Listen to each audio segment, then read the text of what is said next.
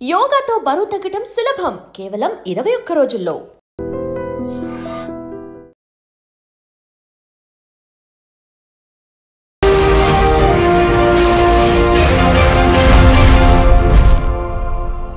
నమస్తే, welcome to iDream social spotlight with Kavitha.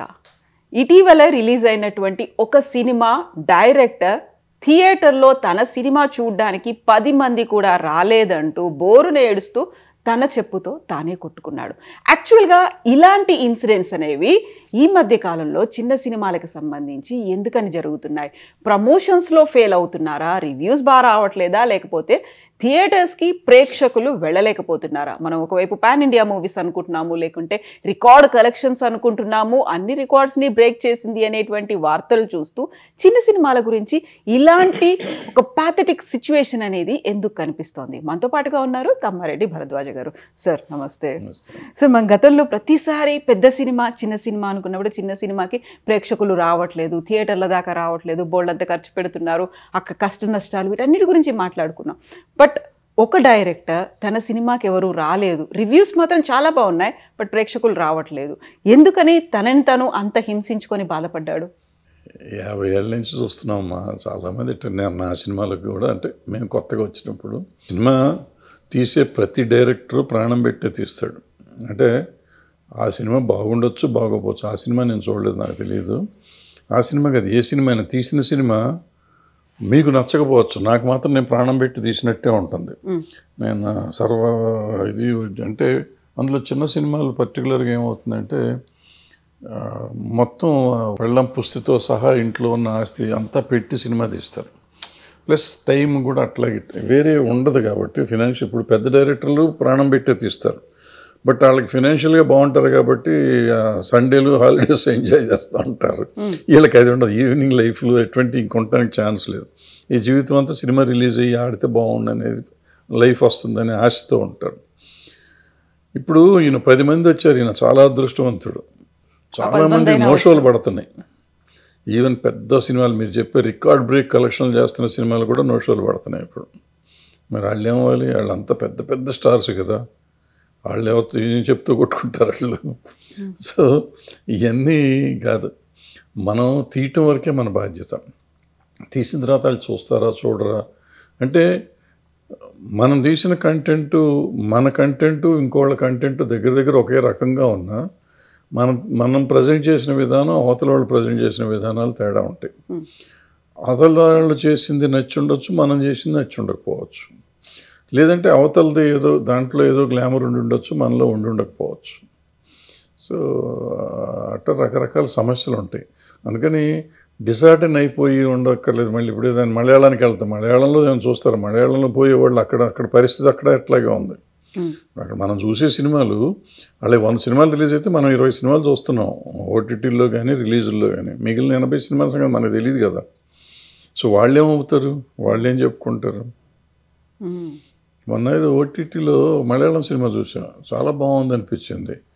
Check చేస్తే 14 లక్షలు వచ్చింది, వాళ్ళు 6 కోట్లు పెట్టి తీశారంట. మరి ఆ డైరెక్టర్ ప్రొడ్యూసర్ ఏమైపోయి ఉండాలి? సో అదేం కాదు, డిసార్టన్ అవ్వకూడదు. ఫెయిల్యూర్స్ వస్తే సక్సెస్ వస్తుంది. ఎప్పుడు ఫెయిల్యూర్ లీడ్స్ టు సక్సెస్ అని చెప్తారు కాబట్టి అతను అనవసరంగా అంత కంగారు పడక్కర్లేదు. ధైర్యంగా మళ్ళీ మంచి సినిమా తీసుకోవచ్చు. అయితే వెరీ ఫస్ట్ ప్రాజెక్ట్ కింద తీసిన వాళ్ళు కొన్ని ఏళ్ల పాటు దాని మీద కృషి చేసి 2 ఏళ్ల పాటు సినిమా తీసిన తర్వాత అందులో కూడా ఏదో చిన్న చితక ఆర్టిస్టులు కూడా కాదు, మంచి నేమ్ అండ్ ఫేమ్ ఉన్న ఆర్టిస్టులు, కావలసినటువంటి ఎలిమెంట్స్ అన్నీ ఉన్న సినిమా రావట్లేదు, చూడట్లేదు అనేది రివ్యూస్ కూడా బాగున్నాయి అనుకున్న తర్వాత అంటే ఇక్కడ ప్రాబ్లం మీరు ఏంటంటే, తెలిసిన ఆర్టిస్టులు అనుకునేది పెద్ద భ్రమ. ప్యాడింగ్ పెట్టాను అనేది అంతకంటే పెద్ద భ్రమ. ఇప్పుడు ఒక్క హీరోలకు ఒక్కళ్ళకే ఫాలో అయిపోయింది. ఒక 2-3 సాయి పల్లవి లాంటి ఒకళ్ళిద్దరు హీరోయిన్లకి తప్ప హీరోయిన్లకి ఫాలోయింగ్ లేదు. టికెట్ దిగదు, ఒక టికెట్ కూడా ఎక్స్ట్రా దిగదు. హీరోలకి ఆ టాప్ 30 మంది ఉన్నారు హీరోలు, మొదట 3-4కి 50%, 60% టికెట్లు దిగుతాయి, కానీ మిగతా వాళ్ళకి 10 to 20% దిగుతాయి. వీళ్ళంతా పెద్ద హీరోలే. మిగిలిన హీరోలు ఇప్పుడు ఫర్ ఎగ్జాంపుల్ నా ఛానల్ కానీ మీ ఛానల్ కానీ మీకు ఫాలో అప్ ఉంది, నాకు ఫాలోయింగ్ ఉంది. మన ఇద్దరం సినిమా తీద్దాం, ఎవరిని వస్తారని చూద్దాం.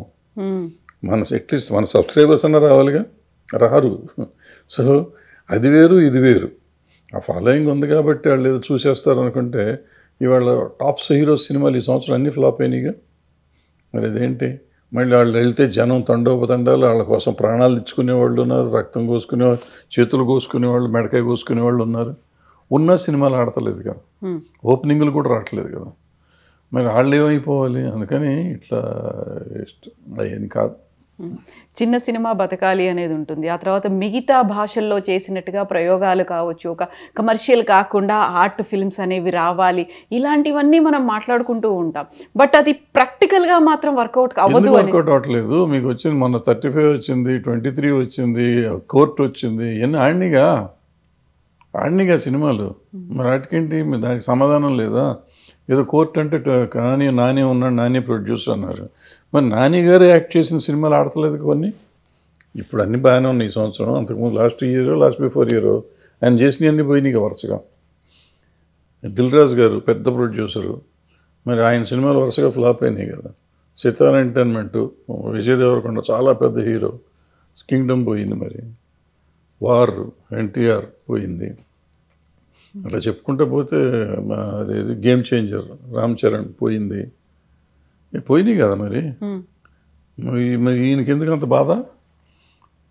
ఇప్పుడు మనం జనంతో పాటు పోతున్నాం, నీళ్లు పోతాంటే నీళ్లు కొట్టుకుపోతూ ఉంటారు అంతే.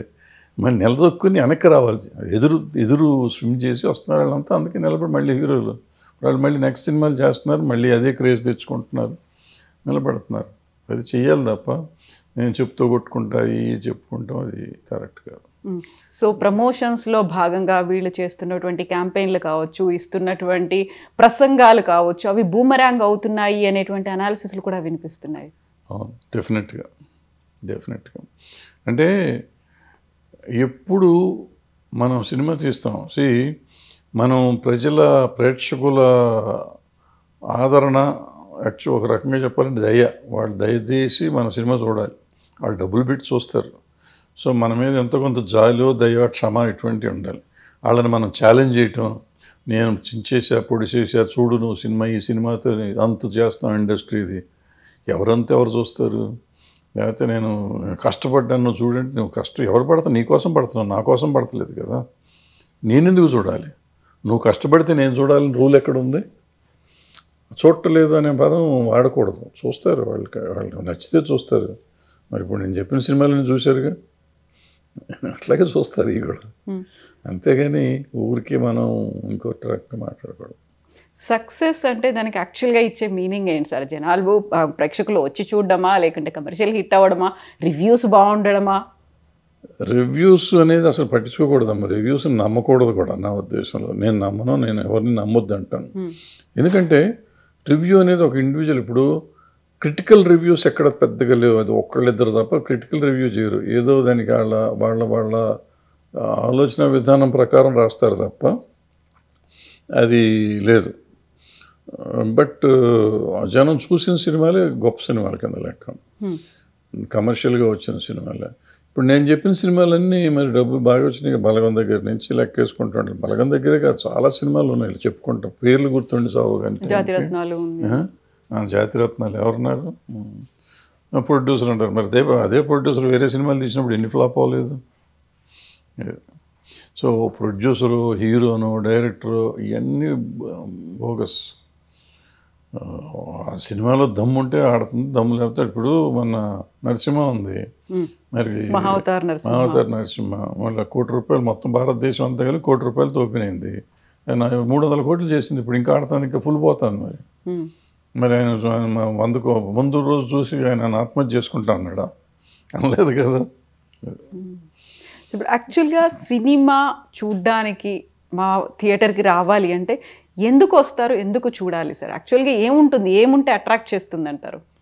ఏమీ లేదు. ఇప్పుడు మీరు తీసే కంటెంట్ నన్ను అట్రాక్ట్ చేయాలి, కామన్ ఆడియన్ని. సింపుల్ అమ్మ, ఒకటే. ఒక సినిమా మనం తీస్తున్నాం, ఇప్పుడు అందరం ప్రాణం పెట్టే తీస్తాం. ప్రాణం పెట్టే తీయటం వేరు, సినిమా చూడటం వేరు. సినిమా చూడటం మనం డబ్బులు ఖర్చు పెట్టి చూస్తాం. ఇక్కడ ఏంటంటే మనం ఏదో అనుకునేది. ఇప్పుడు ఫర్ ఎగ్జాంపుల్ కోర్టు ఆడింది కాబట్టి నేను కోర్టు అతను నానికంటే నేను డబ్బు ఉన్నవాడిని ప్రొడ్యూసర్గా, నా డైరెక్టర్ వాళ్ళ డైరెక్టర్ కంటే గొప్ప డైరెక్టర్, నా ఆర్టిస్టులు అంతకంటే గొప్ప ఆర్టిస్టులు, నేను అంతకంటే బాగా తీస్తాను కోర్టు అని ఇంకో కోర్టు లాంటి సినిమా తీశాను. ఆల్రెడీ కోర్టు చూశారు, ఎందుకు చూస్తారు ఈ సినిమా?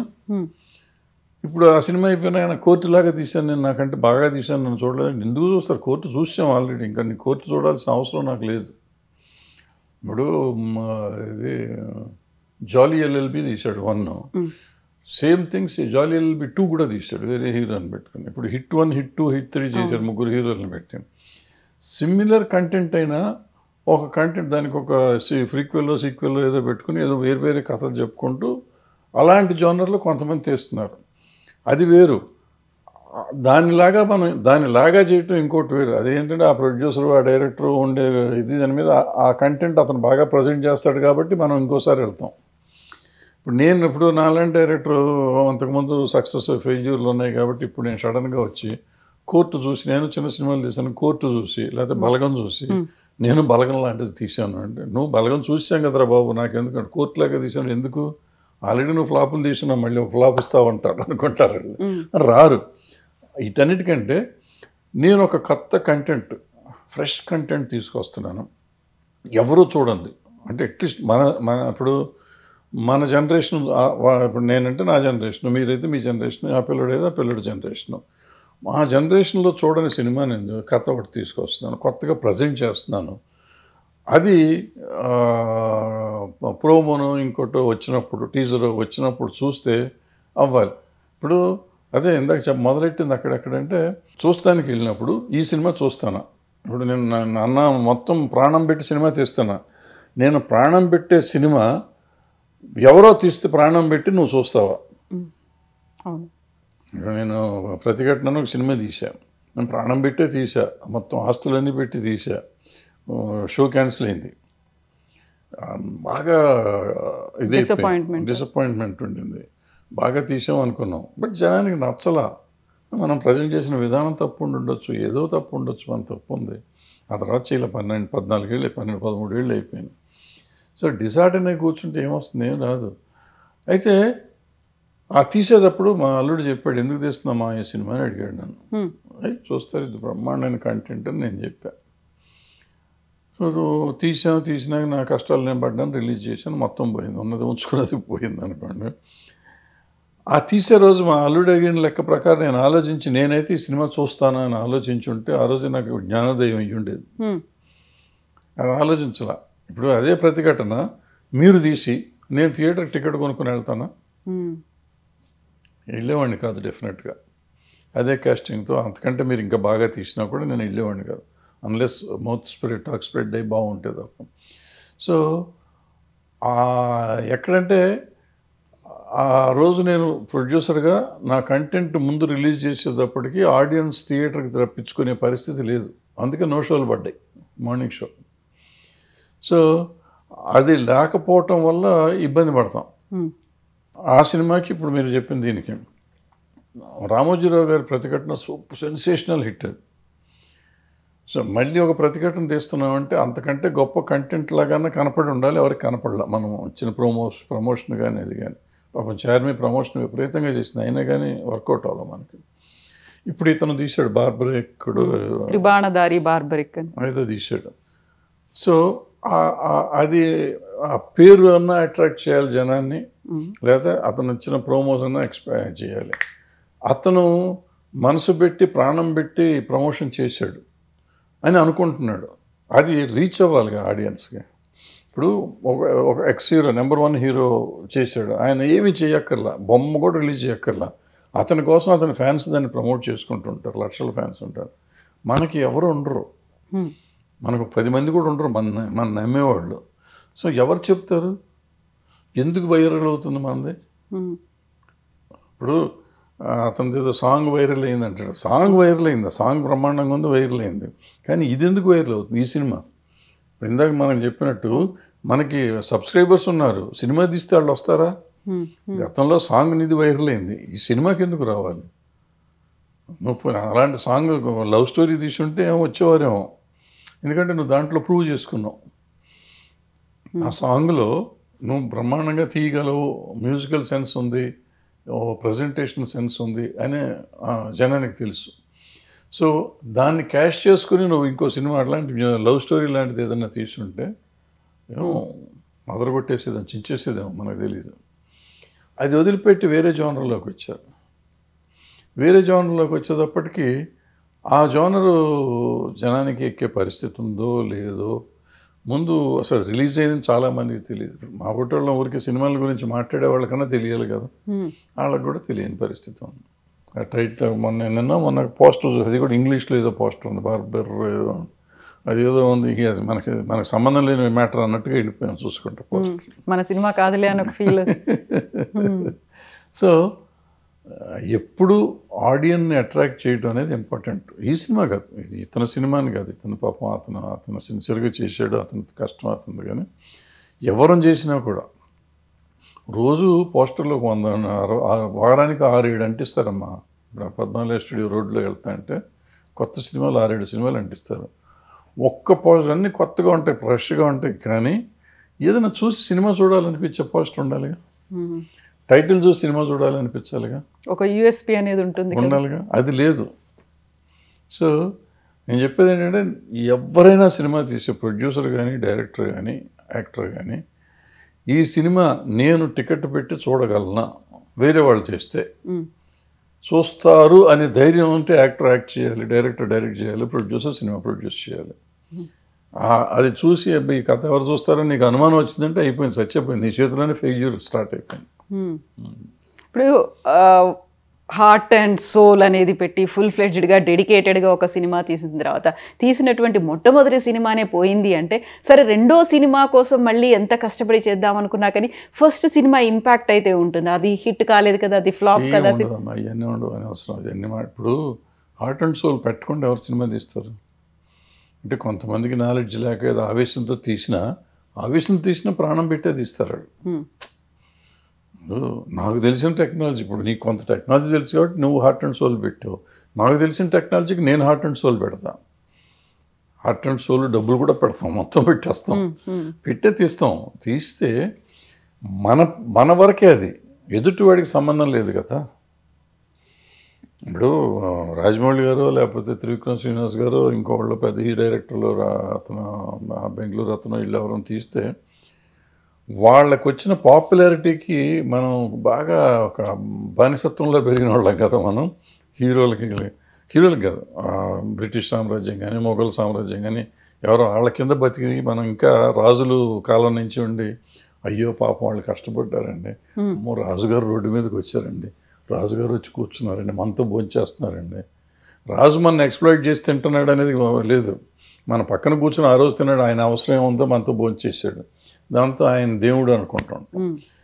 సో ఆ బానిసత్వ పోకడలు ఇంకా మనకి పోక ఈ ఫ్యాన్ఫేర్ అని చెప్పి వాళ్ళకి ఇదైపోయి అబ్బాయి ఎంత కష్టపడ్డారు 3 ఏళ్ళు. అదే 3 ఏళ్ళు మరి ఇతను కష్టపడ్డాడుగా, అతను 2.5 సంవత్సరాలు 3 సంవత్సరాలు కష్టపడ్డాడు. మరి నిజంగా అతను అడిగినట్టు 30 మంది అడిగాడు పాపం, 10 మంది కాదు 30 మంది రావచ్చు కదా అని అడిగాడు. నిజంగా ఇల్లు ఉండొచ్చు కదా. వాళ్ళకేమో అమ్మో 3 ఏళ్ళు 4 ఏళ్ళు కష్టపడ్డారు మనం వెళ్ళాలని చెప్పి థియేటర్ 3,000 టికెట్ అని 4,000 టికెట్ అని వెళ్ళారు కదా. ఇతను మళ్ళీ 150 రూపాయల టికెట్టే కదా, 30 మంది వెళ్ళొచ్చు కదా. వెళ్ళా అంటే ఏదైనా content is the king. Content వాళ్ళకి నచ్చాలి. కంటెంట్ ఈజ్ ద కింగ్ అంటే కంటెంట్ మన పాయింట్ ఆఫ్ వ్యూలో బ్రహ్మాండమైన కంటెంట్ అది. బట్ ఎదుటివాడి పాయింట్ ఆఫ్ వ్యూలో ఎదుటివాడిని అట్రాక్ట్ చేసిందా లేదా, వాడి ఇది ఎక్స్పెక్టేషన్ కూడా కాదు, వాడి దీన్ని క్యాచ్ చేసామా లేదా, వాడి అటెన్షన్ క్యాచ్ చేసామా లేదా, అవతల వాడి అటెన్షన్ క్యాచ్ చేసే ప్రోమో మీరు పెట్టగలిగితే ఉంటుంది. ఇప్పుడు ఈ సోకాల్డ్ ఫ్లాప్ సినిమాలు అన్నీ ఉన్నాయి కదా పెద్ద హీరోలు, వాళ్ళకి బ్రహ్మాండం ప్రోమో అంటారు. బ్రహ్మాండం అయితే ఓపెనింగ్లు రాకుండా ఉండవు. ఏమవుతుంది, వీళ్ళంతా కమర్షియల్ సినిమాలు 3 రోజుల కోసం సినిమాలు తీస్తున్నారు.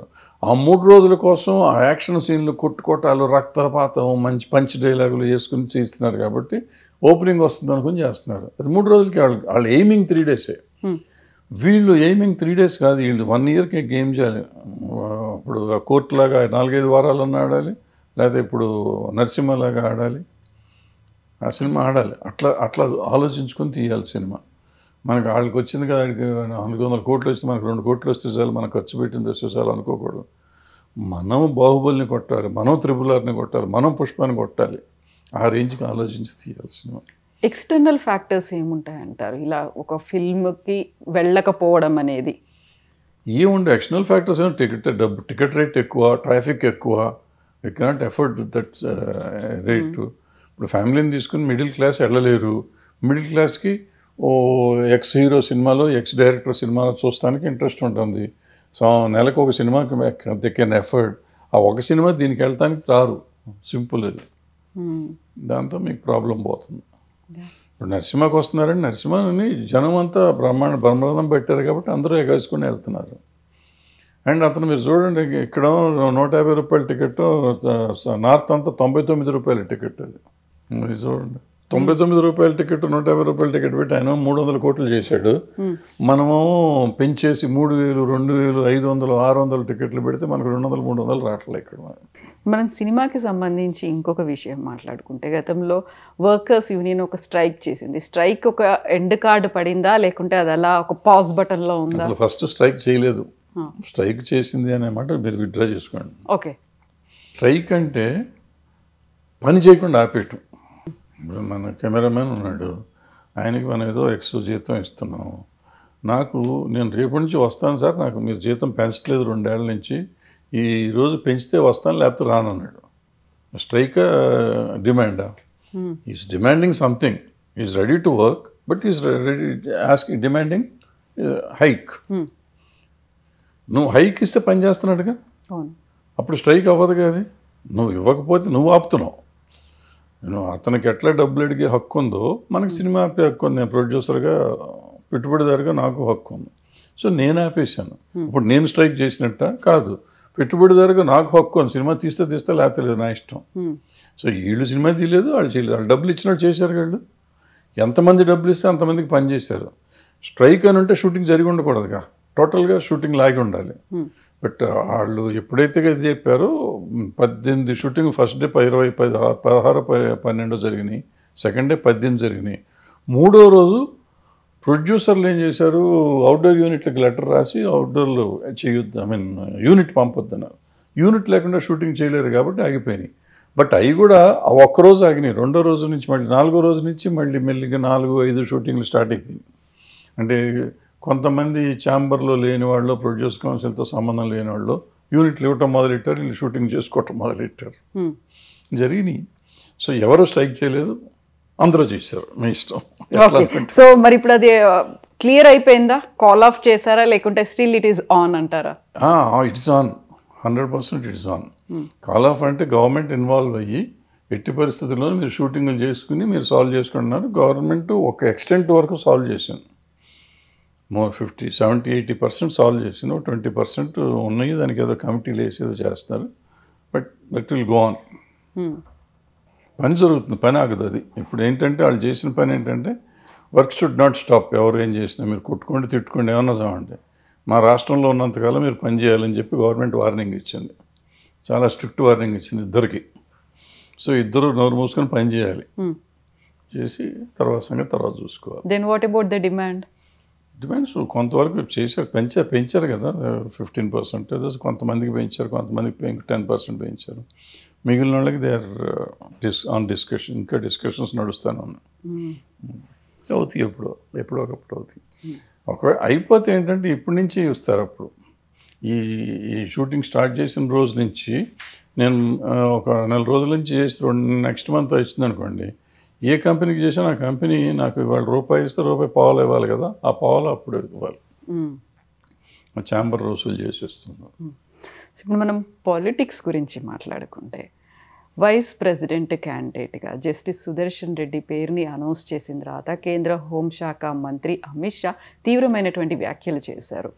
ఆయన ప్రో నక్సలైట్ కాబట్టే సల్వా జుడుమ్ని బ్యాన్ చేశాడు, లేకపోతే 5 ఏళ్ల క్రితమే మావోయిస్టులు, నక్సలైట్లు అంతమైపోయేది. ఇప్పటికీ కంటిన్యూ అవడానికి కారణమే జస్టిస్ సుదర్శన్ రెడ్డి అనే మాట. కరెక్ట్. గాంధీ దేశానికి ద్రోహం చేశాడు, నెహ్రూ దేశానికి ద్రోహం చేశాడు. వాళ్ళిద్దరూ లేకపోతే అఖండ భారత్ ఉండేది మన దేశంలో అని కూడా అమిత్ షా చెప్పాడు కదా. వాళ్ళు దేశద్రోహులే కదా వాళ్ళు. సో సిమిలర్గా వాళ్ళు ఏదైనా మాట్లాడగలరు, వాళ్ళకి మాట్లాడే హక్కు ఉంది, మాట్లాడతారు. సో దాన్ని అంతా మనం తీసుకుంటామా? మరి గాంధీ గారు లేకుండా స్వతంత్రం వస్తుందా? నెహ్రూ గారు లేకుండా వస్తుందా? వాళ్ళు నిజంగా దేశద్రోహులా? వాళ్ళని కులాలు మతంతో మతం కూడా మార్చేశారు వాళ్ళదే, వాళ్ళు వేరే మతానికి కూడా పంపించేశారు. సో వీళ్ళు చేసే ఈ ప్రచారాన్ని మనం పెద్దగా పట్టించుకోవాల్సిన అవసరం లేదు. ఇవాళ వీళ్ళు ఏ ప్రచారం చేసినా చేయకపోయినా ఆయన గెలుస్తాడా గెలవడట గెలవనివ్వరు. ఎందుకంటే మెజారిటీ వాళ్ళకే ఉంది. క్రాస్ ఓటింగ్ అవుతుందని కూడా నేను నమ్మను. బయట ఊరికి కాంగ్రెస్ వాళ్ళు చెప్తారు కానీ క్రాస్ ఓటింగ్ కూడా జరిగే ఛాన్స్ లేదు. సుదర్శన్ రెడ్డి గారు గెలవరు, తెలిసింది వాళ్ళకి, ఆయనకి తెలిసి ఉంటుంది, ఆ పార్టీలకే తెలుసు. బట్ అపోజిషన్ వాళ్ళ ఇది చూపించాలి కాబట్టి ప్రతిసారి క్యాండిడేట్ని పెడతా ఉంటాం, అంతే తప్ప సరే వీళ్ళకి ఊరికి వాళ్ళ మీద బురద చల్లటమే జయంగా పెట్టుకుని వాళ్ళు చెప్తూనే ఉంటారు. ఇప్పుడు పార్లమెంట్లో మొన్న ఆపరేషన్ సింధూర్ తర్వాత అపోజిషన్ నాయకులు అందరూ మాట్లాడారు చాలామంది. ఎవరైనా దానికి సమాధానం చెప్పారా? వాళ్ళు అది చెప్పకుండా మీరంతా పాక్ ఏజెంట్లు అన్నారు, ప్రైమ్ మినిస్టర్ దగ్గర నుంచి అందరూ. అంటే ఎదుటివాడి మీద బురద చల్లటం తప్ప సమాధానం చెప్పడం లేదు ఎవరికి. ఇప్పుడు ఇక్కడ ఎక్కడ మన ఈ దేశంలో పాజిటివ్గా ఆలోచించక్కర్లే. ఇప్పుడు అక్కడ మనకి ఏమీ అక్కర్లేదు. ఆపరేషన్ సింధూరు మేము చేసామని చెప్పేస్తే అయిపోయింది. ఎందుకు ఆపాము? ట్రంప్ ఆపలేదు, మేమే ఆపాము, పలానా కారణం అని చెప్పొచ్చు కదా. అది చెప్పలేకపోయారుగా. అదే కదా అడిగింది రాహుల్ గాంధీ. అడిగింది ఏంటి? మీరు పార్లమెంట్లో అనౌన్స్ చేయండి, ఆయన చెప్పలేదు మేమే ఆపామనే మాట చెప్పండి అంటే చెప్పలా. ఎందుకు చెప్పలా? ఏం కమిట్ అవ్వచ్చుగా. ఇప్పుడు ఓవైసీని ఎవరినో జై హింద్ అని అడిగాను. అతను నాకు భారతదేశం అంటే ప్రేమ ఉందిగా నేను అన్నాడు. అనను అంటాం తప్పు, అది వేరే సంగతి. బట్ అని అంటాం మనకెందుకు? అట్లాగే మరి రాహుల్ గాంధీ నువ్వు ట్రంప్కి సంబంధం లేదు అంటాం ధర్మమేగా అడగటం. అది అడిగినప్పుడు అది మాత్రం అధర్మం ఎందుకు అవుతుంది? రాహుల్ గాంధీ ఎవడు అడుగుతానికంటే? ఇప్పుడు నువ్వెవరో నన్ను ఏం చెప్పాలో మాట్లాడటానికి? నా దేశభక్తిని పరీక్షించడానికి నువ్వెవరో? నీకేం హక్కు ఉంది? నీకెంత హక్కు ఉందో నాకు అంతే హక్కు ఉంది. నీకు ప్రశ్నించే హక్కు ఉంటే నాకు ప్రశ్నించే హక్కు ఉంటుంది. నీకు ఒక్కడికే హక్కు ఎందుకు ఉంటుంది, నాకెందుకు ఉండదు? సో ఈ ప్రభుత్వం వచ్చిన కాడి నుంచి ఈ నెగిటివ్ థింకింగ్లో జనంలో పెంచేసారు, పెరిగిపోయింది. దాన్ని ఇప్పుడు అంటే ఇవన్నీ ఇది టెలికాస్ట్ చేస్తే ఇప్పుడు రేపు నన్ను కూడా దేశద్రోహిగా ముద్రేస్తారేమో. వేసుకున్నారు కానీ ఇది రైట్ డైరెక్షన్లో వెళ్ళటల్లా. ఇంతకుముందు వాజ్పేయి గారు ఉన్నప్పుడు కూడా చేసాము, ఈవెన్ మోడీ గారు వచ్చినప్పుడు కూడా ఫస్ట్ టర్మ్ వచ్చినప్పుడు దేశానికి మార్పు కోసం రావాలి ఆయన అనుకున్న వాళ్ళు నేను కూడా ఒకటి. But the way things are going on నా పర్సనల్గా నాకు నచ్చలేదు. బట్ జనంకి నచ్చి ఆయనే కావాలనుకుంటున్నారు. మనం మాట్లాడదాం. మీరు కూడా ప్రో నక్సలైటా, అర్బన్ నక్సలా? మీరు ఏదైనా అనుకోవచ్చు. నక్సలే అనుకోదు, మళ్ళీ అర్బను ప్రో ఇవన్నీ ఎందుకు? నేనే నక్సలైట్ని అనుకోరాదా? ఇప్పుడు ఏం పోయింది? మా అయితే అరెస్ట్ చేస్తారు లేదా కాల్చేస్తారు, అంతే కదా. ఈ పెద్ద ప్రాబ్లం లేదు. నక్సల్ అంటే ఏంటి? నక్సల్ దేశద్రోహి కాదు. వాళ్ళు నమ్మిన సిద్ధాంతం దేశం బాగుండాలి అనుకున్నారు, వాళ్ళు ప్రజలు బాగుండాలనుకున్నారు. అయితే తుపాకీ కొట్టడం ద్వారా స్వతంత్రం వస్తున్నారు. ఇప్పుడు గాంధీ అప్పుడు కూడా భగత్ సింగ్ గారు ఇంకో రకంగా తుపాకీ పట్టుకొని చేశాడు. ఆయన నక్సలైటా? ఆ రోజుకి నక్సలిజం లేదు కానీ, బట్ ఆయన తుపాకీ పట్టుకుని వచ్చాడు. ఉద్దమ్ సింగ్ తుపాకీ పట్టాడు. వీళ్ళంతా తుపాకీ పట్టుకున్న వాళ్ళంతా ఇలా అల్లూరి సీతారామరాజు తుపాకీ పట్టాడు. వీళ్ళంతా దేశద్రోహులా? వీళ్ళంతా నక్సలైట్లు ఆ రోజున కాదుగా. వాళ్ళు కూడా ఆలోచన విధానం ఏంటి? ఇవాళ ఆ నక్సలైట్లు అనేవాళ్ళు ఇవాళ రాంగ్ రూట్లో ఉన్నారా ఇంకో రూట్లో ఉన్నారా పక్కన పెడితే, బట్ ఆలోచన విధానం ఏంటంటే సమాజం కావాలి, ప్రతి మనిషి బాగుండాలి, అందరూ బాగుండాలి. అందరూ బాగుండాలి అనుకునేవాడు దేశద్రోహి ఎట్ట అవుతాడు? నాకు అర్థం కాల. అయితే నా తుపాకీ పట్టుకుని వీళ్ళంతమందిని చంపేయటం అనేది దుర్మార్గం. అది నిజంగా దుర్మార్గమే. బట్ ఇంటెన్షన్, ఇప్పుడు మన పోలీసు వాళ్ళు ఉంటారమ్మా, పోలీసు వాళ్ళు కాల్చడం అనేది తప్పని చట్టం చెప్పినా ఎన్కౌంటర్నో ఇంకోటనో చేసి పారేస్తూ ఉంటారు. అది చట్ట ప్రకారం వాళ్ళకి చంపే హక్కు ఉందా? లేదు, అయినా చంపుతున్నారు. వాళ్ళు దేశద్రోహులా? మిలిటరీ వాళ్ళు ఉన్నారు, యుద్ధంలో ఎవరినో చంపుతారు, అపోజిషన్ వాళ్ళని చంపుతారు. అంటే మనిషి చంపడం మానవత్వమా? కాదుగా. కానీ వీళ్ళు దేశ రక్షణ కోసం ఎదుటివాడు శత్రువుని కాబట్టి శత్రువుని చంపుతారు. శత్రువుని చంపటం అనేది ఇది. వీళ్ళు నక్సలైట్లు ఈ పెట్టుబడిదారీ వ్యవస్థ దేశద్రోహులు అనుకుని వాళ్ళు అనుకుంటారు. ఈ యువతరాళ్ళు వాళ్ళు తుపాకీ పట్టుకుని వచ్చి మా మీద యుద్ధం చేయడం తప్పని వీళ్ళు అనుకుంటున్నారు. ఎవరు రైట్ ఎవరు తప్పు అంటే డెఫినెట్గా డెమోక్రసీలో ఓట్లు ఇదే తప్పు, వాళ్ళే తప్పు, నక్సలైట్లే తప్పు కొంతవరకు. వాళ్ళకి ఇది ఉన్నా కానీ దానికి ఒక పద్ధతి ఉంటుంది, ఇది ఉంటుంది, అంతే తప్ప ల్యాండ్ మైన్స్ పెట్టి దొరికినట్టు పోలీసులు they are doing their duty చేసేవాళ్ళని చంపటం. సల్వాజుడం అప్పుడు అంతమందిని చంపేశారు, అది అన్యాయంగా. చిన్న చిన్న పిల్లలు చచ్చిపోయారు, ఆ రోజు 300 మంది చచ్చిపోయారు. దుర్మార్గం అది. అంటే అంత మానవత్వం లేకుండా చేయటం అనేది నక్సలైట్లు చేయటం. ఇది ఒకళ్ళు అలా పొరపాటును చంపటాన్ని క్షమించవచ్చు, కానీ ఆ సల్వాజుడం వాళ్ళని చంపిన ఇది మాత్రం క్షమించకూడదు అన్నమాట. సో బట్ ఇంటెన్షన్ తప్పు కాదు కదా, తప్పు ఈ చంపటం తప్పు, కానీ వాళ్ళ ఆలోచన విధానం సరైన పందాలో లేదు అనేది చూడాలి. సో నక్సలిజం పోవాలి అంటున్నారు, పోవాలి, ఎందుకంటే చంపుతున్నారు కాబట్టి పోవాలి. సో ఆలోచన విధానం అంటే బ్యాలెట్ కాదు కావాల్సింది బుల్లెట్తోనే అనేటువంటిది. ఇప్పుడు తుపాకులు పట్టుకుని అడవుల్లో తిరగడం కావచ్చు, లేకుంటే అభివృద్ధికి వ్యతిరేకంగా మాట్లాడడం కావచ్చు, మీరు చెప్పినట్టుగా పోలీసుల్ని కావచ్చు, ప్రజాప్రతినిధుల్ని అంత క్రూరంగా చంపేయడం. అప్పుడు ఎందుకని మాట్లాడలేదు ఇలాంటి ప్రో నక్సల్ భావజాలం ఉన్నవాళ్ళు, లెఫ్టిస్ట్ బ్యాక్గ్రౌండ్ ఉన్నవాళ్ళు అనేది కూడా వినిపిస్తోంది. ఒకవేళ జస్టిస్ సుదర్శన్ రెడ్డి కనుక అలాంటి తీర్పుని ఇవ్వకపోయి ఉంటే ఎప్పుడో అంతమైపోయేది అనే మాట. ఇప్పుడు కూడా ఆపరేషన్ కగారని చేపడుతున్నారు కాబట్టి. ఆయన ఏమిచ్చాడు? ఆపరేషన్ కగారు గవర్నమెంట్ చేస్తున్న ఇదమ్మా, ఇది ఒక ప్రైవేట్ సైన్యాన్ని నడిపించారు. సల్వాజుడం అనేది it's not a government funded అయితే అయ్యి ఉండొచ్చు. ఇప్పుడు బింద్రేన్వాలా కూడా గవర్నమెంట్ ఫండెడ్ రకంగా చెప్తే, బింద్రేన్వాలా కూడా గవర్నమెంట్ ఫండెడే. ఆయన ఇందిరాగాంధీని చంపాడు, ప్రైమ్ మినిస్టర్ని చంపేశారు. సో ఎప్పుడైనా తప్పు, బింద్రేన్వాలాది ఎంత తప్పు, సల్వాజుడం కూడా అంతే తప్పు. అప్పుడే కాంపింగ్ చేయండి. ఇప్పుడు వీళ్ళు గార్డ్స్ ఏమంటారు వాళ్ళు, పోలీస్ స్పెషల్ ఫోర్స్ను గ్రేహౌండ్స్ వాళ్ళ టీం పెట్టారు కదా, గ్రేహౌండ్స్ వాళ్ళు చేసుకుని పని చేసుకుంటారు, అది చేయమనండి. బట్ మధ్యలో వీళ్ళు ఎట్లా వచ్చారు? ఇప్పుడు మనలాంటి పని, ఇప్పుడు అక్కడ కూడా ఇలాంటి పొరపాటే జరుగుతుంది నక్సలైట్లో కూడా. కొంతమంది శత్రుత్వంతో కానీ, లేకపోతే తిండి లేక కానీ, భోజనం కానీ, అంటే ఒక ఆలోచన విధానంతో దాన్ని ఏమంటారు, సిద్ధాంతాన్ని నమ్మి వెళ్ళి తుపాకీ పడతాం వేరు, అవసరం కోసం లేకపోతే ఇంకో దీంతోనే వెళ్ళటం వేరు. ఇక్కడ పోలీసులు కూడా వాళ్ళు డ్యూటీలో వెళ్తున్నారు. వాళ్ళు డ్యూటీలో వెళ్ళటం వాళ్ళని తప్పు పట్టకూడదు. మనం సల్వాజుడం అనేది ఏంటంటే ఒక వేరే మనం ప్రైవేట్ ఆర్మీని తయారు చేసి ఆర్మీని వాళ్ళ మీద వదిలిపెట్టాం. అది ఆర్మీని తయారు చేయడం ఎంత తప్పు అంటే మన సైడ్ నుంచి మనం సామాన్యుల్ని తీసుకెళ్ళి దాంట్లో వాళ్ళకంటే ఎందుకు వచ్చారు దాంట్లో సల్వాజుడం అంటే దేశాన్ని ఉద్ధరిద్దామని వచ్చిన వాళ్ళు చాలా తక్కువ. అందులో వచ్చిన వాళ్ళు ఎవరో ఎక్కువ మంది ఆ రోజుకి పని దొరుకుతుంది, డబ్బులు వస్తాయి, ఫ్యామిలీకి డబ్బులు ఇవ్వచ్చు అనే ఉద్దేశం, తుపాకులు ఇస్తారు, ఓ థ్రిల్ ఉంటుంది, సినిమా హీరోలు అవ్వచ్చు అని అనుకున్నారు, లేవండి రకరకాల కారణాలతో వచ్చారు. బట్ వాళ్ళ ప్రాణాలు ఎట్ స్టేక్, సల్వాజుడంలో ఉన్న వాళ్ళ ప్రాణాలు ఎట్ స్టేక్. అంటే నక్సలైట్లు కాలుస్తారనే కదా. ఇప్పుడు పోలీసులు వెళ్తా అంటే పోలీసులు ముందు వీళ్ళు వెళ్తామో లేకపోతే వీళ్ళే డైరెక్ట్గా వెళ్ళటమో చేస్తే వీళ్ళు చచ్చిపోతారు కదా. ఇవ్వటం అనేది దేశం తప్పుగా, అది ఆయన చెప్పుంటాడు. నేను అనుకోట, ఆయన జడ్జిమెంట్ నేను చదవలేదు, నాకు తెలీదు, నా పాయింట్ ఆఫ్ వ్యూ నేను చెప్తున్నా. సో ఇప్పుడు ఎలక్షన్స్ అనేవి దగ్గరకు వస్తున్నాయి, ఓన్లీ ఒక 3 days మాత్రమే ఉంది. September 7th అనేది ఎలక్షన్ జరుగుతుంది. ఏమవుతుంది? అట్లాగా వాళ్ళే గెలుస్తారు, గెలుస్తారు. మెజారిటీ ఉన్నప్పుడు గెలుస్తానికి ఏముందమ్మా, ఎవరు వెళ్తారు?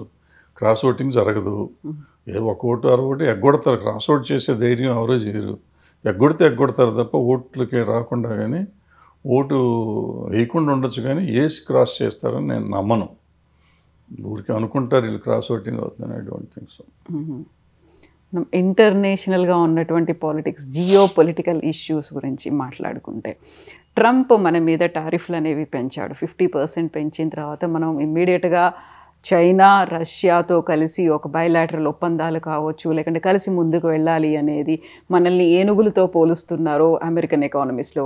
వాళ్ళు ర్యాట్స్తో పోల్చుకుంటున్నారు, ఎలుకల్లా ఉన్నాం అనుకుంటుంటే, చైనా అధ్యక్షుడు ఏనుగులు అండ్ అక్కడ ఉన్నటువంటి డ్రాగన్స్, ఎలిఫెంట్స్ అండ్ డ్రాగన్స్ కలిసి పని చేయాలి, ముందుకు వెళ్ళాలి అనేటువంటి మాట. సో ట్రంప్ తీసుకున్నటువంటి స్ట్రాటజీ కావచ్చు, going ahead with the new ఏమంటారు స్నేహం, సంబంధాలు ఏమనిపిస్తున్నాయి మీకు? ఇప్పుడు ఇందాక మీరు అడిగిన ప్రశ్నకి దీనికి లింక్ పెట్టండి ముందు. నక్సలైట్లు అంటే ఒక రకంగా చైనా సిద్ధాంతాన్ని నమ్మిన వాడాడు. మరి వాళ్ళని ఇక్కడ చంపుతూనే ఉంటున్నాం, మళ్ళీ చైనాతో ఎట్ట కలుస్తారు మీరు? మొన్నటిదాకా పాకిస్తాన్ వచ్చినప్పుడు మన యుద్ధం చేసినప్పుడు చైనా వాళ్ళు చేస్తున్నారు ఇదంతా, వాళ్ళే వెనకాల ఉన్నారు అన్నాం, వాళ్ళ వస్తువులు కొనొద్దన్నాం, వాళ్ళని బాయ్కాట్ చేయమన్నాం, చైనాని ఇక్కడి నుంచి ఎడగొడదాం అన్నాం. ఇన్ని మాటలు చెప్పిన మనం మళ్ళీ చైనాతో ఎట్ట కలుస్తాం? ఎందుకు కలుస్తున్నాం? ట్రంప్ మనవాడని చెప్పి ట్రంప్ని తీసుకొచ్చి అబ్కీ బార్ ట్రంప్ అన్నాడు మోడీ గారు. అంతకు లాస్ట్ ఎలక్షన్లో గెలవలేదనుకోండి. ఈయన పాకిస్తాన్ వెళ్ళాడు. ఈయన ఎవరు? ట్రంప్. మన మోడీ గారు ఒకసారి నవాజ్ షరీఫ్ బర్త్డేకి వితౌట్ నోటీస్ కరాచీలో విమానం దిగాడు ఆయన. సో మనం ఇంటర్నేషనల్ ఏదో మనం ఆయన అంబాసిడర్ ఫర్ ఇంటర్నేషనల్లో దీన్ని అఫేర్స్ అన్నట్టుగా మోడీ గారు తిరుగుతూ ఉంటారు. ఏది నమ్మాలి, ఏది నమ్మక్కర్లేదు మనం, ఏది కరెక్ట్, ఏది తప్పు అంటే డబుల్ స్టాండర్డ్స్ మనకు అయిపోతున్నాయి. ఇక్కడేమో నక్సలైట్లు కమ్యూనిస్టులు అనే వాళ్ళని చంపేయాలి, కమ్యూనిస్ట్ ఉండకూడదు దేశంలో అంటారు. అక్కడేమో కమ్యూనిస్ట్ దేశాలు, మాజీ కమ్యూనిస్టులైన సోవియట్ రష్యా కానీ ప్రజెంట్ కమ్యూనిస్టులైన చైనాతో కానీ మనం కలుస్తూ ఉంటాం. నక్సలైట్ల మీద కదా ఎజెండా అనేది. కమ్యూనిస్టులే కదమ్మా, నక్సలైట్ అనేది వేరే పార్టీ కాదు. నక్సలైట్లు కమ్యూనిస్ట్ పార్టీ, మార్క్సిస్ట్ లెనినిస్ట్ ఏదో ఉంటుంది దాంట్లో, మావోయిస్టో ఏదో ఉంటుంది కదా. వాళ్ళు ఎప్పుడైనా కమ్యూనిస్ట్ కాదన్నారా? మేము కమ్యూనిస్టులం కాదు, మాది వేరే పార్టీ అని ఎవరైనా చెప్పారు మీకు? చెప్పలేదు కదా. సో మనకి స్టాండర్డ్ లేదు, ఆలోచన విధానం లేదు. మనం అనుకున్నది ఇప్పుడు ఏంటంటే కావాలి, వాళ్ళకి కావాలి, మనకి కావాలి. ఇక్కడ ఏంటంటే అవసరం, మనం మెటీరియలిస్టిక్ వరల్డ్లో ఉన్నాం. మనకి ఏది అవసరం అయితే దాన్ని, ఏది మనకు కావాలంటే అది తీసుకుంటాం, ఏది అక్కర్లేదంటే అక్కర్లా. మరి అదే కాంగ్రెస్లో గాంధీ గారు దుర్మార్గుడు, నెహ్రూ దుర్మార్గుడు, పటేల్ దేవుడు అయిపోతాడు మళ్ళీ. ఆయన పటేల్ గారు చూస్తేనో 52 ఫస్ట్ ఎలక్షన్కే లీడ్ అయినా. ఈ భారతదేశం బిల్డ్ అయిన టైంలో పటేల్ గారి పాత్ర లేదు అసలు యాక్చువల్గా. 52తో ఆయన అయిపోయింది, ఆయన చాప్టర్ క్లోజ్ అయిపోయింది, ఆయన చచ్చిపోయారు ఆయన. మరి ఆయన దేవుడు అని చెప్తున్నాం. మరి అంటే ఇప్పుడు ఈ 70 ఏళ్ళు కాంగ్రెస్ చేసినంత అన్యాయం అయితే, అన్యాయం చేసిందో చేయలేదో పక్కన పెడితే ఈ డెవలప్మెంట్ అంతా ఎక్కడిది? ఇవాళ ఈ పరిస్థితికి చేసి 15 ఏళ్లలోనే వచ్చిందా? ఈ మోడీ గారు వచ్చిన 12 ఏళ్లలోనే భారతదేశం మారిందా? అంతకుముందు చరిత్ర లేదు అసలు మనకి. అంతకుముందు అసలు ఎక్కడ ఉండేవాళ్ళం? బ్రిటిష్ వాళ్ళు వెళ్ళిపోయినప్పుడు మన పరిస్థితి ఏంటి, మన దేశంలో పౌరుడి పరిస్థితి ఏంటి, 2014లో ఈ గవర్నమెంట్ వచ్చేటప్పటికి మన పరిస్థితి ఏంటి ఆలోచించాలి కదా. వాట్ ఎవర్ డెవలప్మెంట్, బ్రహ్మాండం వాళ్ళు దేవుళ్ళు అని నేను అన్నాను. సో ఎప్పుడూ చేస్తారు. ఇప్పుడు ఇళ్ళు చాలా మంచి పని. ఇప్పుడు ట్రాన్స్పోర్టేషన్ బ్రహ్మాండంగా చేశారు వీళ్ళు వచ్చినాక. మరి ఆ రోడ్స్ కానీ కొన్ని పనులు వీళ్ళు బ్రహ్మాండంగా చేశారు, చేయలేదని అన్నా. అంటే వాళ్ళు చేశారు. మనం ఏమనాలంటే ఎవరినైనా మంచి చేసింది మంచి అని ఒప్పుకునే పరిస్థితి ఉండాలి. ఎంతసేపు ఎదుటివాడిని దుర్మార్గుని చేసి మనం కవర్ చేసుకుంటానికి ప్రయత్నం చేయటం అనేది తప్పు. అది ఇప్పుడున్న నాయకులు అందరూ చేస్తున్నారు, అన్ని పార్టీలు. ఆంధ్రలో చూడండి, ఆంధ్రాలో కూడా అదే పరిస్థితి నడుస్తుంది, ఇక్కడ అదే పరిస్థితి నడుస్తుంది. ఏదో ఎంతసేపు గతం వాళ్ళని తిట్టుకుంటూ పోవటం, వాళ్ళని తిట్టుకుంటే వీళ్ళని ఎవరు అడగరు కదా. నువ్వేం చేస్తున్నావయ్యా అంటే వాడేం చేశాడండి, గతంలో నాశనం చేశాడు. గతం సంగతి ఆడు నాశనం చేశాడు కదా, ఆయన పంపించేసాం మేము వాళ్ళని పంపించి మిమ్మల్ని తీసుకొచ్చింది ఎందుకు? వాళ్ళు నాశనం చేశారని నువ్వు మళ్ళీ అదే స్టోరీ మాకు చెప్తావు ఎందుకు? ఎలక్షన్ ముందు నువ్వు ఏదే చెప్పేవాడు దుర్మార్గుడు, నేను నమ్మి ఓటేసాం, నువ్వు వచ్చావు, ఇంకా వాడు దుర్మార్గుడు అని చెప్పలేదు. నువ్వు చేస్తానన్నా చెయ్యి, నువ్వు ఎందుకు చేయలేదంటే ఆడు దుర్మార్గుడు కాబట్టి ఇప్పుడు చేయట్లేదు, అప్పుడు దుర్మార్గం చేస్తే ఇప్పుడు ఎందుకు చేయట్లేదు? సో ఇప్పుడు తీసుకుంటున్నటువంటి స్నేహ సంబంధాలు కావచ్చు, సరికొత్తగా అవుతున్నటువంటి బయలాటరల్ ఒప్పందాలు భవిష్యత్తు ఎలా ఉంటుంది అనుకుంటున్నారు? బాగుంటుంది, ఏముంటుంది, బాగానే ఉంటుంది, బ్రహ్మాండంగా ఉంటుంది. మన ప్రోగ్రెస్ ఎవరున్నా ఎవరు పోయినా ఎవరు వచ్చినా ఆగదు, జరుగుతూనే ఉంటుంది, ముందుకు వెళ్తూనే ఉంటుంది. ఈ జనాభా పెరుగుతూనే ఉంటారు, డెవలప్మెంట్ జరుగుతాం. డెవలప్మెంటా లేకపోతే చెడిపోతున్నామా అనేది మనకు తెలియదు, కానీ మన లైఫ్ ఆఫ్ లివింగ్ స్టాండర్డ్స్ అయితే పెరిగినాయి. కొంతకాలం రష్యాతో బాగున్నాము, వాళ్ళు కాంగ్రెస్ ఉన్నప్పుడు రష్యాతో వీళ్ళంతా కాంగ్రెస్ సెయిల్ అవుతున్నప్పుడు బీజేపీ తిట్టింది. మరి ఇప్పుడు రష్యాతోనూ చైనాతోనూ మనం మళ్ళీ సెయిల్ అవుతున్నాము. సో ఇప్పుడు వాళ్ళు సామ్రాజ్యవాదం అంటున్నారు కాంగ్రెస్, అమెరికాని. అమెరికా సామ్రాజ్యవాదం అని మొదటి నుంచి చెప్తానే ఉన్నాం కదా మనం. అది అప్పుడు కాంగ్రెస్ వాళ్ళు అదే చెప్పారు, వీళ్ళు అదే చెప్పారు. సో మన అవసరాలకి మనం మారుతూ ఉంటాం. బట్ ఆల్ సెట్ అంటే ఎవరు ఏమి చెప్పినా చెప్పకపోయినా, ఏం జరిగినా జరగకపోయినా ఒక డెవలప్మెంట్ అనేది వస్తూనే ఉంటుంది, ఏదో ఒక రకంగా జరుగుతూ ఉంటుంది, అది ఆగదు. ట్రంప్ వాళ్ళు ఉంటాడు, రేపు పోతాడు. మళ్ళీ ఇంకో ఆల్రెడీ సంవత్సరం అయిపోతుంది, ఇంకో 3 ఏళ్ళు అయితే ఆయన పోతాడు, ఇంకోటి ఎవడో వస్తాడు. అప్పుడు సిస్టమ్ అప్పుడు మారితే మళ్ళీ మన పార్టీ మారుస్తాం. మామూలే కదా ఇవన్నీ. సో పెద్ద పడుచుకోక్కర్లేదు. సో భారతదేశానికి సంబంధించి ఇప్పుడు మనం సరికొత్త ఒక కూటమిలాగా ఏర్పాటు అవుతోంది అనేటువంటి భావన, అనాలిసిస్లు ఇవన్నీ కనిపిస్తున్నాయి. గతంలో ఇంతలా కనిపించలేదు రష్యా, చైనా అనేది భారత్తో ఉండడం అనేది. అందులోనూ అమెరికా టారిఫ్లు పెంచిన తర్వాత మనం లొంగుతాము అనుకుంటే లొంగలేదు. But we're emerging as super power. ఒక ఏషియన్ కంట్రీస్లో 3-ముగ్గురు కలిస్తే అనేటువంటి సరికొత్త వార్తలు కూడా వినిపిస్తున్నాయి ఇప్పుడు. అదే మన పబ్లిసిటీను, ప్రమోషన్స్, ఇందాక సినిమాల ప్రమోషన్స్ అనుకున్నట్టు ప్రమోషన్. ఆఫ్రికాలో వచ్చిన దేశం ఆయన ఎవరో ఉన్నాడు, బంగారం ఇవ్వకపోతే చంపేస్తానంటే తిరగబడ్డాడు. అతనికంటే గొప్పవాళ్ళం మనం. ఆ దేశం వాళ్ళు మొత్తం అమెరికా నుంచి ఒక బాంబు వేస్తే దేశమే నాశనం అయిపోతుంది. మన హైదరాబాద్ అంతుండే దేశం అది. వాడు ధైర్యంగా తిరగబడ్డాడు. వాడు గొప్పడు. మనకి ఇంత పెద్ద దేశం తిరుగుబాటు ఉంది, మనకు కాదనుకుంటా కాదు.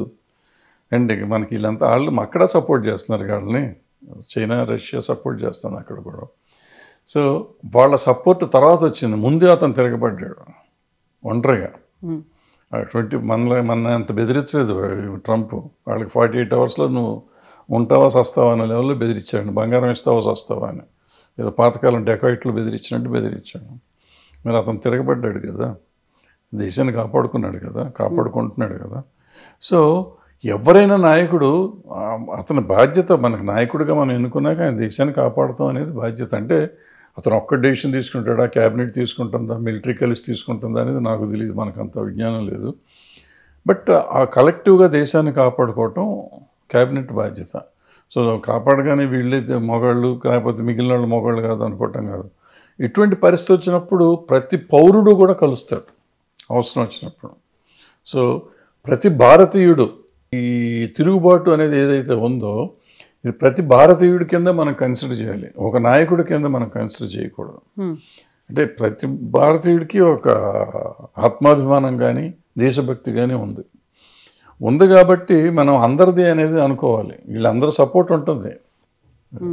సో రష్యా, చైనా ఉంటుంది, వస్తాయి డెఫినెట్గా.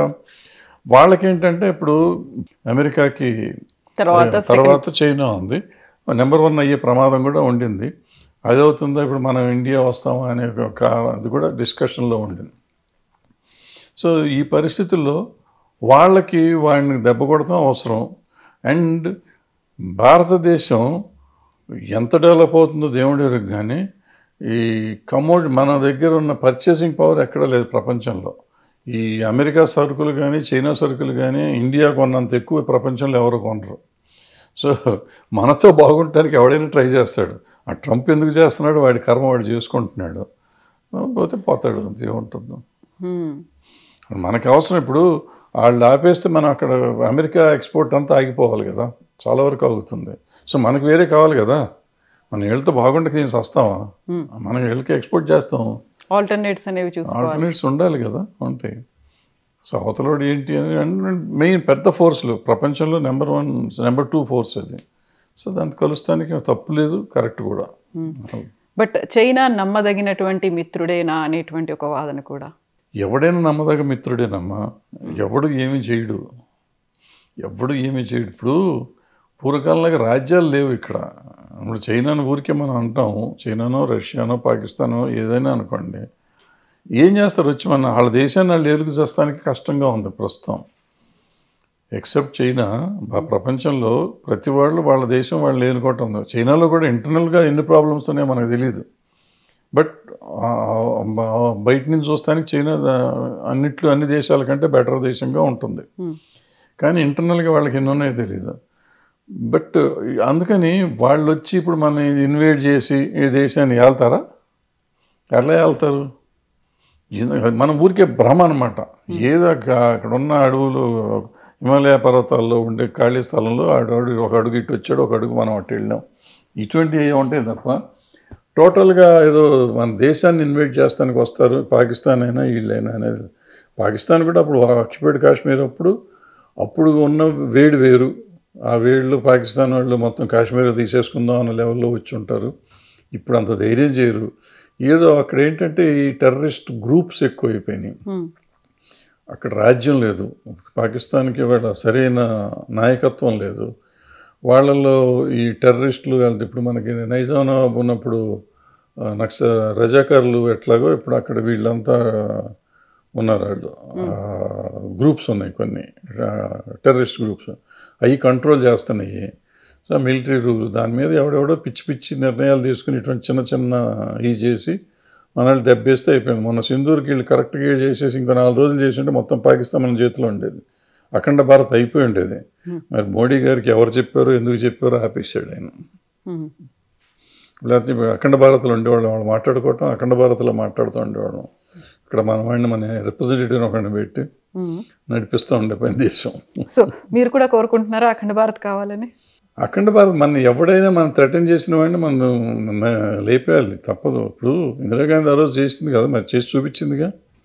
90 మందిని మనం ప్రిజనర్స్ని తీసుకొచ్చి రిలీజ్ చేశాం కదా. కరాచీ దాకా వెళ్ళాం కదా, ఇటు సైడు అటు సైడ్ బంగ్లాదేశ్ తిరిగి వాళ్ళకి వేరే వాళ్ళకి ఇచ్చేసాం కదా. అంటే మన దగ్గర లేదు, వీళ్ళు మేమే చేసాం, ఆపరేషన్ సింధూరే మనం చేసింది, ఇంతవరకు ప్రపంచంలో ఎవడో చేయలేదు భారతదేశం.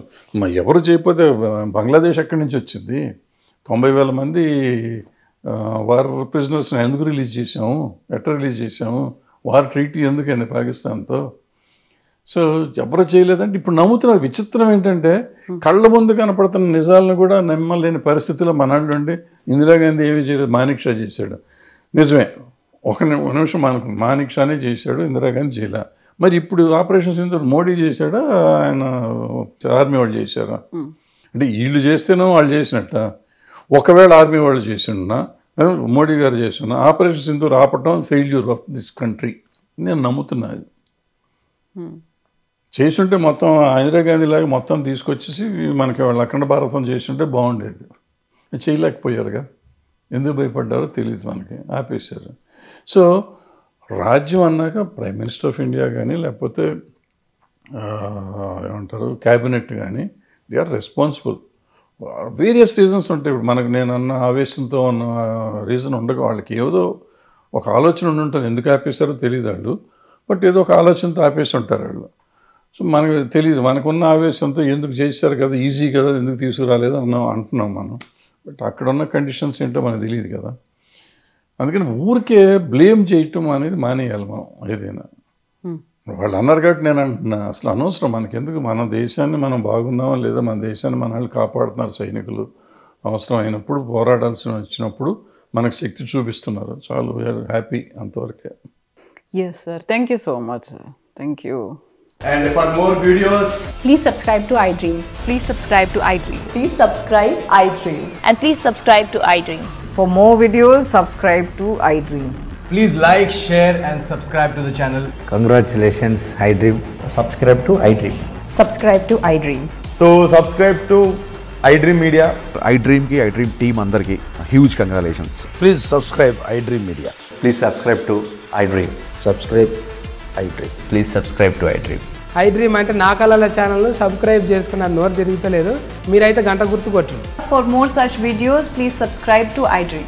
Subscribe to iDream. Please subscribe to iDream. Please subscribe iDream Media. Please do subscribe to iDream. Please subscribe to iDream Media. For best entertainment and information, please subscribe iDream. And don't forget to subscribe to iDream.